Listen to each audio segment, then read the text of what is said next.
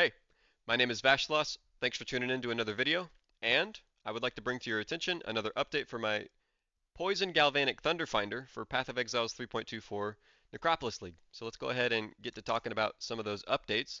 Mainly, the gloves have been changed over to Azeneth's Gentle Touch. Why have we done this? It gives us intelligence, which, as I was talking about in the last video, we do care about intelligence. I've been talking about it since the first time I made a video about this build. Intelligence is valuable so that we can gain our chance to poison through the tattoos. And if you're not familiar with what the tattoo is, it's Tattoo of the Tahoe Shaman. It gives you 5% per tattoo.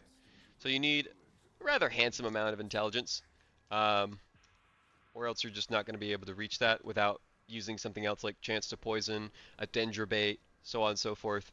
And speaking of Dendrobait, speaking of chess pieces, we're now using a Cloak of Flame. We were talking about the Covenant in the last time I gave you guys an update, and the reason for that is that the way I've most commonly experienced poison builds is through minions, and minion builds do use the Covenant. Though what I didn't understand is that duration is an incredibly powerful modifier for poison, and that the reason why, normal minion builds don't use Dendrobait or something else like that is that, well, Dendrobait does not specify towards minions. So I started using Dendrobait for a little while. Dendrobait feels great. I recommend that you use Dendrobait until you're able to use something else, such as I'm doing, once you have the necessary intelligence requirement for those tattoos.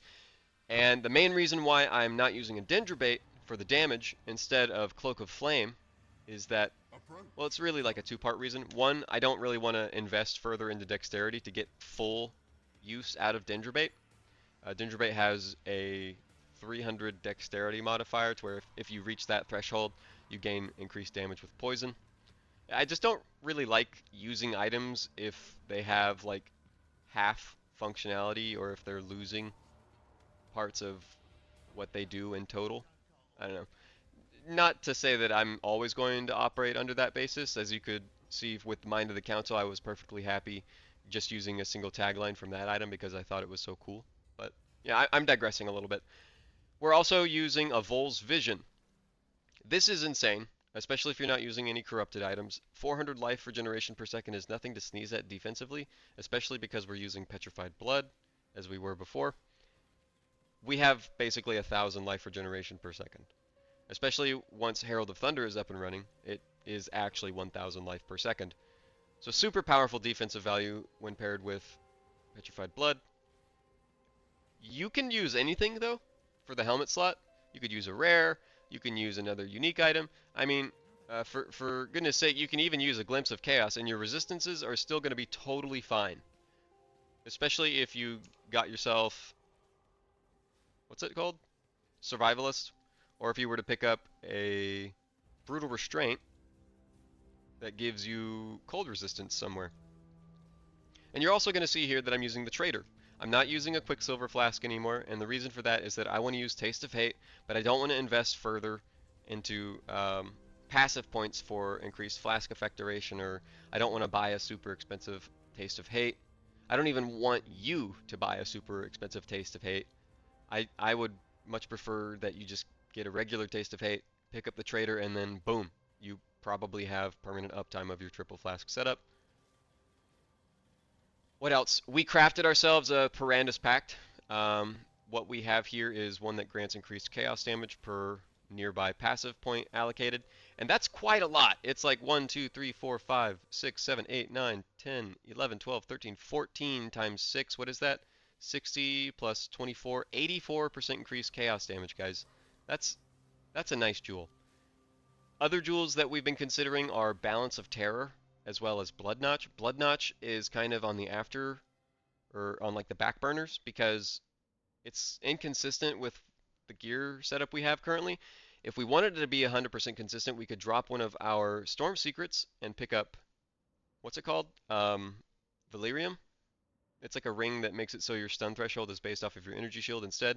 But 50% hit frequency is like a lot. And then we're also losing that intelligence. I don't think I want to make that jump just for Blood Notch, especially because we already have a lot of life regeneration stuff going on for us beyond that. I'm not going to say never never. I may include it just because Blood Notch is good, and if we end up getting stunned, I want that life to come back to me. But yeah, Balance of Terror for sure, mainly because of the curse immunity if you self-cast Despair. If you get a double Despair modifier on Balance of Terror, it's like GG, super good. Nothing like guaranteed Wither stacks with how often we're hitting. We already apply Wither, so I wouldn't say you should prioritize that modifier above the curse immunity from Despair from Balance of Terror. Just, food for thought on that one. Another one is, I guess, Ancestral Visions. Ancestral Visions gives you a chance to avoid elemental ailments. There's been quite a few in all honesty. I've even been thinking about Golden Rule, but it's not really possible unless you use, what's this helmet called? Maw of Conquest? I thought I had one somewhere. Yeah. Unless you use Maw of Conquest to be unaffected by poison, which it comes with damage taken recouped as life. It's nice, right? Don't get me wrong. But I don't really think it is worth it that much. I don't know. Maybe I'm wrong and we end up prioritizing this above a Vol's Vision because being immune to poison and then increased chaos resistance via Golden Rule is pretty valuable. I'll be playing around with that. And again, I am digressing a little bit, so I'm sorry. I really just love talking to you guys about this build. I hope you are giving it a try. And if you are, I hope you're having a lot of fun. Let's keep going though. Defiance of Destiny. I mean, I got the cheapest one I could have found, which was 27%. This one has pretty good resistances, but otherwise it's nothing to write home about. It's a Defiance of Destiny. I would recommend you use one. Pretty sure I already mentioned the gloves. The belt, we qualitied it. That is a whole lot of life regeneration per second. And for the quiver, we moved what was on our gloves over to the quiver. Life, aspect of the spider, strength, lightning resistance. I am, in all honesty, not sure if we need that lightning resistance anymore.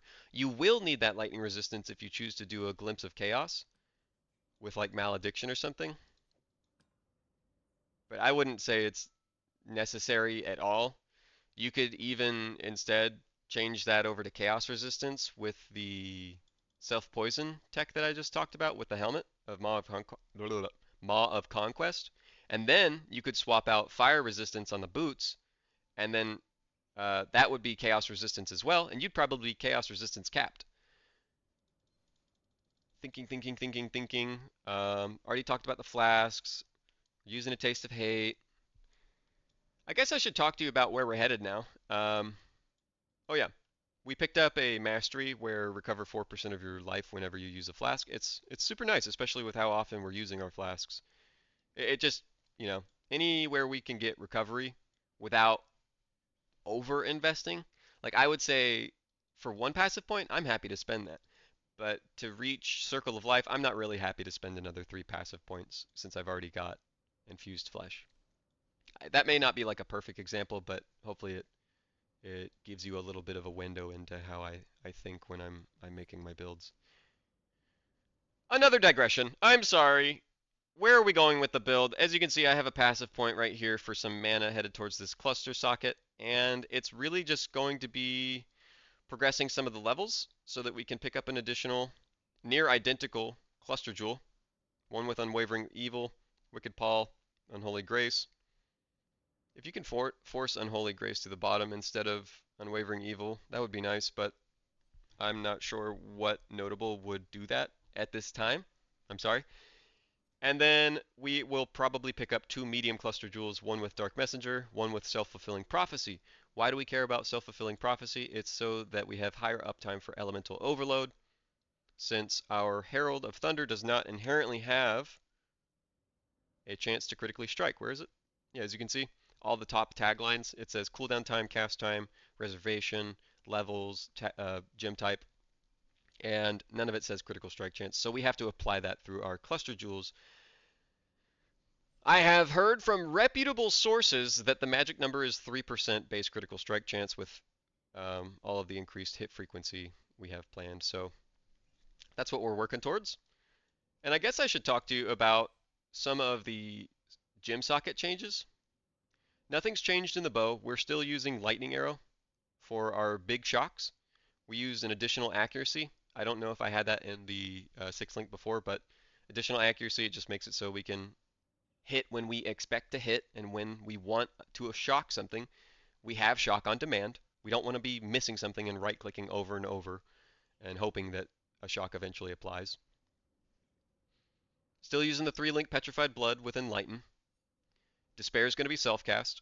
Blink Arrow is something that we recently added, and I just didn't really feel that great running into a staircase that doesn't have an immediate path down. Like say you're up on an upper level of a map, right? And the staircase is over in Timbuktu. It's like, I don't really want to run back over there. I wanted an additional movement skill. I was also thinking about fights like the Elder where he roots you and then starts applying a damage over time. I would like to get out of that as soon as possible via something like a Blink Arrow. So we put it into the build. We now have 2 movement skills, Withering Step and Blink Arrow.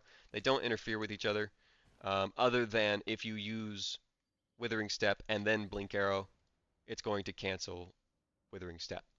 But that's true of anything. If you use Withering Step and you attack at all, or if you use a spell, as you can see, it's going to cancel it no matter what. So that's not like a specific interaction or a downside. That's just the way it is. Moving on, we were using a Cloak of Flame that had a corruption on it, but because we're doing the whole Vol's Vision thing right now, we aren't able to do corruptions on anything. That can be seen as a downside. If you don't want to do Vol's Vision, highly recommend play around with different helmets. I'm going to go to a screen right now. It's probably not visible currently, but as I scroll through, I would like to talk to you about some honorable mentions. Some helmets that I was thinking about were Alpha's Howl, Asenath's Mark, like I already said, Maw of the Conquest. You can use Devouring Diadem, Venomous' Toxins, Eber's Unification, even Devoto's Devotion if you really care about the movement speed and additional chaos resistance. Or if you want the additional dexterity without investing anywhere else and you do want to use a Dendrobate, Devoto's Devotion probably could solve that really handsomely for you. Scrolling down. We thought about Viridi's Veil, but again, we have to use these unique rings, so it's literally not an option. Sad day. Will Clash is kind of interesting, but it's such a modicum of spell block and such a modicum of elemental damage that you're probably not interested in it. The goal could potentially be a whole lot of fun while you're leveling up. Highly recommended. And I think that's it, really. Maybe Heretic's Veil if you want to do some like Curse Aura shenanigans. But then there's no point in doing Asenath's Mark if you choose to do Heretic's Veil, and then you may even need some additional reservation efficiency. So I don't know if I really recommend Heretic's Veil, but I like commenting on anything that is potentially interesting. I was thinking that Cadigan's Crown could have been cool, but unfortunately, after I remembered that Herald of Thunder is not a spell, it's secondary damage, Battle Mage doesn't really interact with it all that well. So that was a bummer too. But I think that's it. Sorry to drag on for so long. I have a lot of thoughts when it comes to this build, and I feel like some of them are slipping away because there's just so much information. Some of it's bound to spill out, you know what I mean? Such as I was about to forget to talk to you about my Mana Forged Arrow setup. Frenzy, Mana Forged Arrows, Life Tap. Definitely pick that up. It's free Frenzy charges, and with Life Tap, you have 100% uptime on 3 Frenzy charges. And it's also a way to make sure that you're always applying your shocks. We have like a 70% base chance to apply shock, if I can find it. Oh goodness. Oh wait, that's shock avoidance, and I'm on the defense tab. Oops. Shock effectiveness, chance to shock. We have like a 93% chance to shock on that, and then if we go over to frenzy, we have like a 43% chance. So between those 2 skills hitting, we're applying shock almost every single time we click. It's very nice. And then if you really want to be certain that you're applying shock, you can apply Galvanic Field. Galvanic Field is also a spell. So if Galvanic Field crits, that means that Elemental Overload is for sure going to kick in. So that's nice. That's definitely it. All right. That's it. You don't have to go home, but you can't stay here. But you guys are awesome. Thank you so much for tuning in today. Every single like, comment, view, subscribe, it really does all make a difference. And I want to say from the bottom of my heart, thank you. Thank you, thank you, thank you. You have no idea how much it actually means, and it really does go a long way. So I also want to let you know that I plan on going live again this afternoon on Twitch, sometime around 8 p.m. EST.